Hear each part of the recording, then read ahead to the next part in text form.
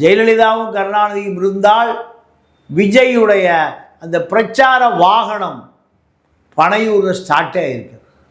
பனையூரில் ஸ்டார்ட்டே ஆகிருக்கு. இந்த வண்டிக்கான வாகன பதிவு எங்கே?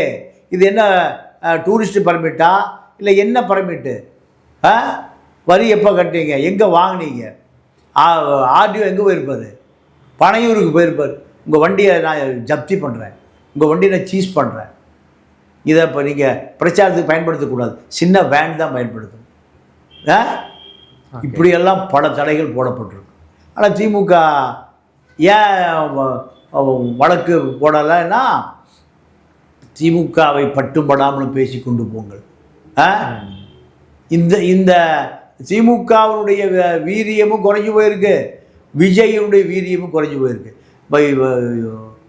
திருச்சியில் நேருவுடைய சொத்து பட்டியலை பாசித்திருந்தால 15 நாள் அங்கே அரசியல் இதுவரை பேசிகிட்டு இருப்பாங்க. இவ்வளோ சொத்தா நேருவுக்கு, இவ்வளவு சொத்தா நேருக்கு. எம்ஜிஆர் அப்படி தான் பேசுவார். எம்ஜிஆர் ஒரு தொகுதிக்கு போனால் அந்த சட்டமன்ற உறுப்பினருடைய முன்னாள் இந்நாள் சொத்துக்களை பற்றி பட்டியலே வாச்சிடுவார்.